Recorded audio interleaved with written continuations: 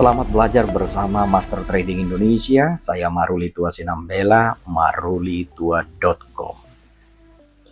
Kembali menyapa rekan-rekan di dalam berbagi edukasi, berbagi analisa.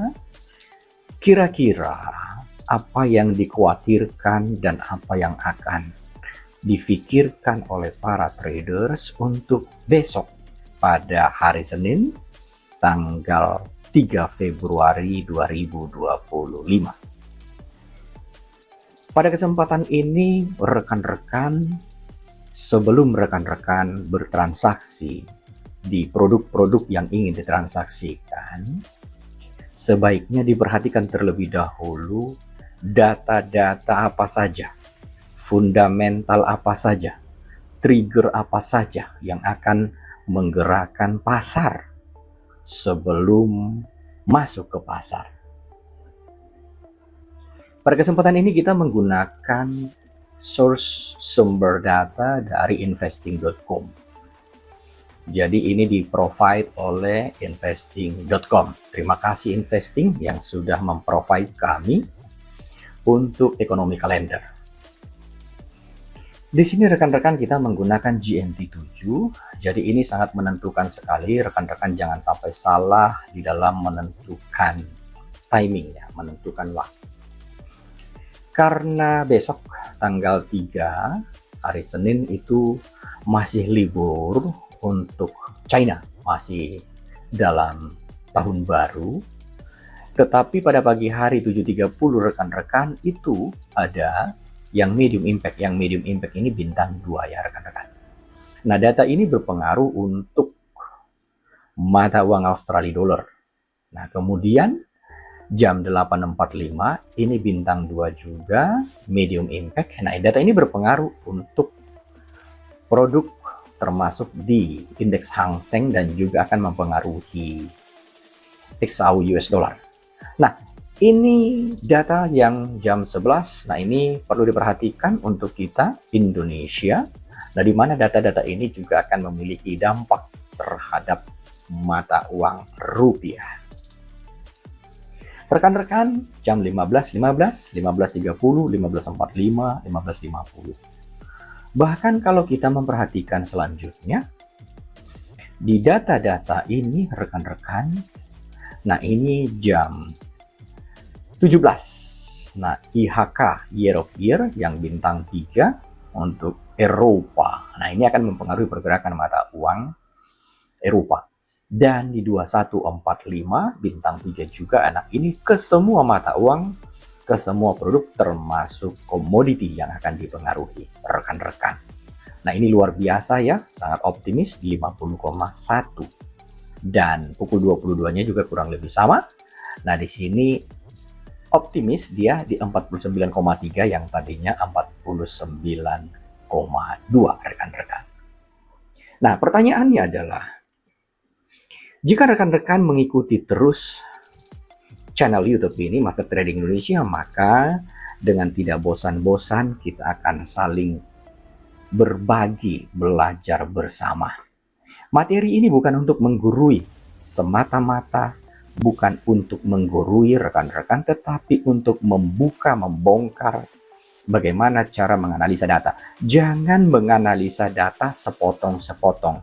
Jangan menganalisa grafik per candle.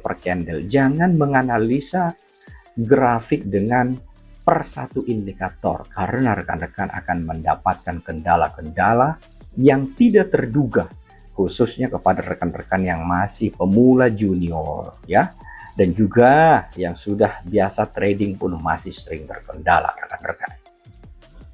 Nah, pada kesempatan ini yang menjadi poin kita adalah dari sejumlah data ekonomi global, yang mana saja dari data-data ini yang dapat mempengaruhi pergerakan harga emas XAU US dollar rekan-rekan.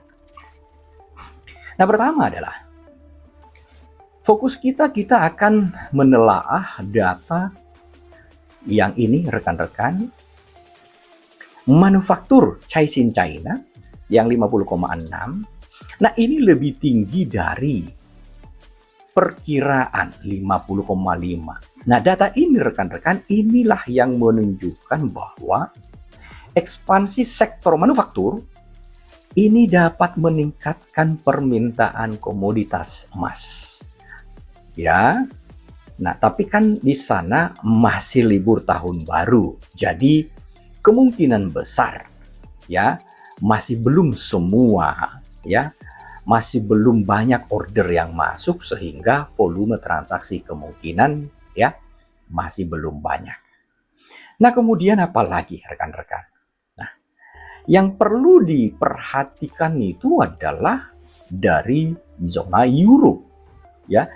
Nah, zona euro ini rekan-rekan perlu dilihat, yaitu PMI manufaktur. Ya, PMI manufaktur Italia, Prancis, ya, dan Jerman, ya. Nah, ini Italia, Prancis, dan Jerman. Nah, jadi di sini kalau kita menelaah, menganalisa data, di sini mereka optimis karena kenapa? Karena di sini menunjukkan harapannya mereka ini ada perbaikan dibanding dengan bulan sebelumnya rekan-rekan. Tapi secara garis besar, nah ini harus kita tahu bahwa ada batasannya. Ini masih di bawah 50. Artinya masih kontraksi rekan-rekan ya. Jadi hal ini memang akan memberikan dampak khusus kepada ya bisa berpotensi kepada penguatan mata uang euro secara tidak langsung rekan-rekan. Ini juga akan berpengaruh kepada US dollar dan emas. Nah, begini cara menganalisanya, bukan serta-merta ketika hijau biru, hijau merah, buy dan sell. Tidak seperti itu ya rekan-rekan. Nah, karena ini adalah makroekonomi. Jadi rekan-rekan dipelajari makroekonomi, ada mikro, ada makro ya, yang memiliki basic dari ekonomi, ini mudah memahaminya. Oke. Nah, kemudian adalah kita perlu melihat inflasi ya, inflasi dari zona euro ini. Nah, kalau kita melihat inflasi dari zona euro ini stabil di 2,4%. Artinya ya, ini menunjukkan tekanan harga yang masih moderat rekan-rekan. Ya, masih moderat, tingkat inflasinya masih moderat. Nah, selain daripada itu, nah rekan-rekan perlu perhatikan data dari Amerika Serikat. Nah, ini ya negara raksasa ini ya, superpower. Jadi apapun datanya ini mata kita harus melihatnya. Jangan tutup mata untuk fundamental ini. Nah, apa saja yang perlu kita perhatikan? Yaitu PMI ya, PMI untuk ya manufakturnya ya. Jadi manufaktur ISM-nya rekan-rekan, kalau kita memperhatikan ya, ini kan ada angka nih ya, ada angka ya, kita perhatikan sama-sama ISM-nya ya, ada yang angka 49 ya. Nah, di sebelum-sebelumnya di sini tidak ada data ya, sebelum-sebelumnya ini kan nggak ada data nih rekan-rekan ya, tidak ada data, tapi di sini ada data ya, ISM ya, manufaktur. Nah, ISM manufaktur ini kan tercatat di level 49,3 ya rekan-rekan. Artinya sebenarnya ini masih di bawah 50. Nah, ini menandakan bahwa ada kontraksi di sektor manufaktur karena masih di bawah 50 dari manufakturnya. Jika kita memperhatikan harga ISM ya, sedikit naik di 52,6, ini mencerminkan rekan-rekan adanya ya tekanan inflasi. Ya, tekanan inflasi. Oke. Nah, kalau kita memperhatikan dari sisi belanja konstruksi ya, belanja konstruksi itu adalah di 0,3%. Nah, artinya di sini ini bisa menjadi indikasi pertumbuhan ekonomi rekan-rekan dari 0,0 menjadi 0,3. Nah, begitu cara membacanya. Nah, kalau kita memperhatikan juga dari OPEC, ini ada OPEC ya rekan-rekan, ini juga bisa mempengaruhi ya harga minyak rekan-rekan. Nah, jadi yang berhubungan dengan ekspansi inflasi dan minat investor terhadap emas sebagai lindung nilai. Nah, secara keseluruhan rekan-rekan, kalau kita memperhatikan dari data laporan ekonomi kalender ini sebagai fundamental, ini menunjukkan semuanya kondisi yang mendukung pergerakan emas bisa akan menjadi volatile. Jadi, rekan-rekan perlu perhatikan bahwa dengan potensi penguatan ya akibat lemahnya data manufaktur, ya diperhatikan itu, ya akibat melemahnya data manufaktur ini Amerika ini, ya ketidakpastian ditambah dengan ketidakpastian ekonomi global, maka rekan-rekan perlu mewaspadai pergerakan dari emas. Nah, jadi rekan-rekan kita akan coba masuk ke teknikal.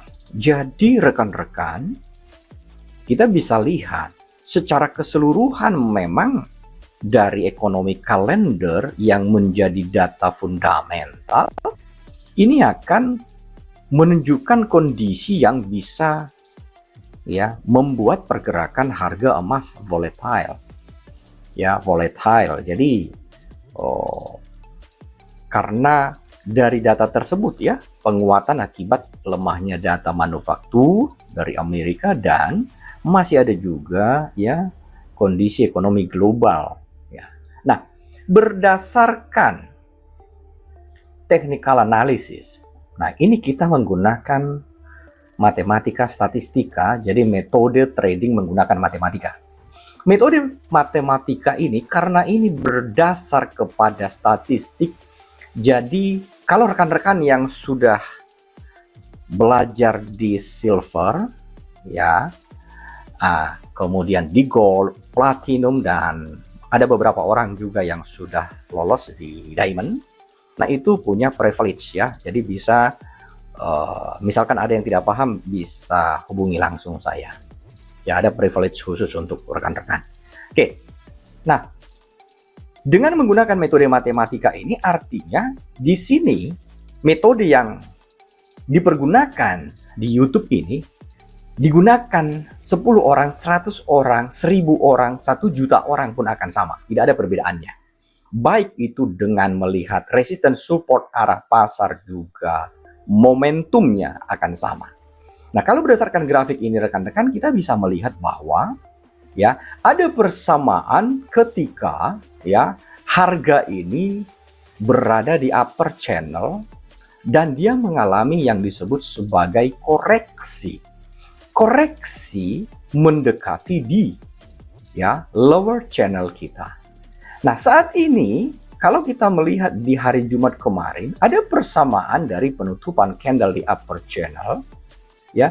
Kemudian kita bisa melihat bahwa ada koreksi juga yang terjadi tetapi masih belum mengalami kepenuhannya seperti yang pernah terjadi di Januari akhir kemarin.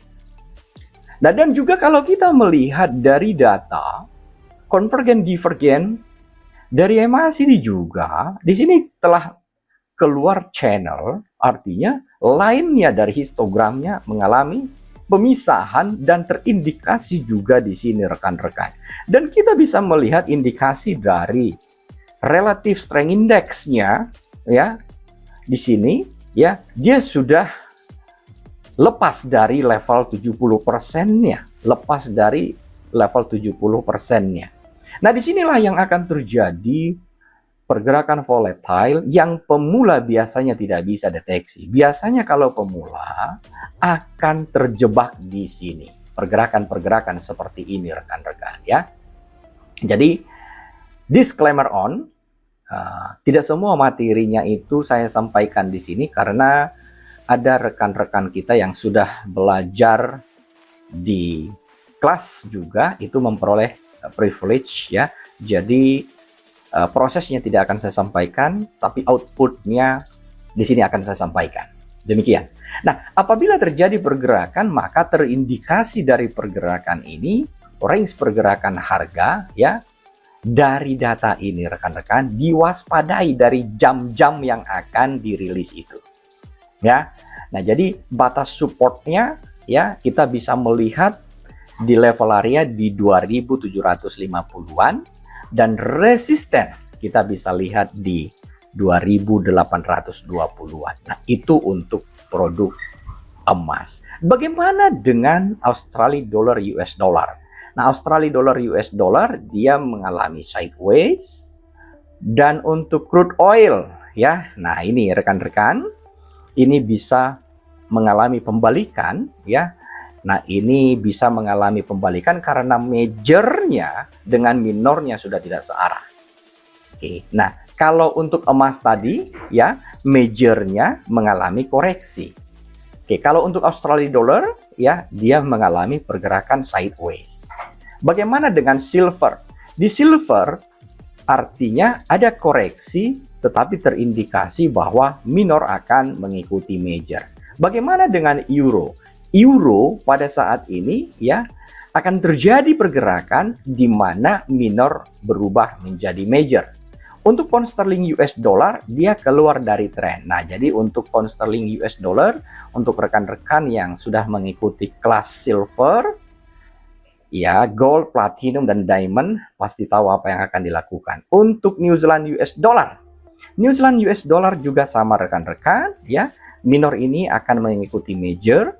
US dollar Kanadian. Nah, kalau kita memperhatikan US dollar Kanadian, nah ini di dalam beberapa hari lagi akan membentuk tren baru ya, berubah dari sideways menjadi uptrend. Untuk US dollar Swiss franc rekan-rekan, nah di mana majornya mengalami koreksi dan sebentar lagi minornya akan mengikuti major. Dan untuk dolar yen juga sama ya. Oke, majornya mengalami koreksi minor dan sebentar lagi minornya akan mengikuti major. Oke. Nah, untuk cross currency kita tidak bahas ya karena bagian daripada privilege yang sudah dipelajari oleh silver, gold, platinum dan diamond. Nah, baik rekan-rekan, disclaimer on. Nah, ini adalah edukasi. Ini adalah inspirasi. Nah, semoga rekan-rekan apa yang sudah kita pelajari sama-sama, kita analisa sama-sama dapat bermanfaat. Jangan ditelan mentah-mentah. Kunci rahasia sukses dan bisa konsisten di dalam trading itu satu, money management, risk management. Di dalam risk management itu ada yang disebut sebagai psychology trading, ada yang disebut sebagai money management, ada yang disebut sebagai analisis. Analisis terbagi dua, fundamental analysis, technical analysis, dan satu lagi, sentiment analysis. Nah, itu yang sudah masuk ya di diamond ya, di platinum. Nah, itu berbeda kelas ya. Jadi semakin tinggi levelnya akan semakin tajam dan semakin banyak analisisnya. Semoga bermanfaat. Jangan lupa rekan-rekan untuk subscribe, like, komen, dan share. Saya Maruli Tuasinambela. Semoga bermanfaat. Happy trading, cuan, cuan, cuan rekan-rekan.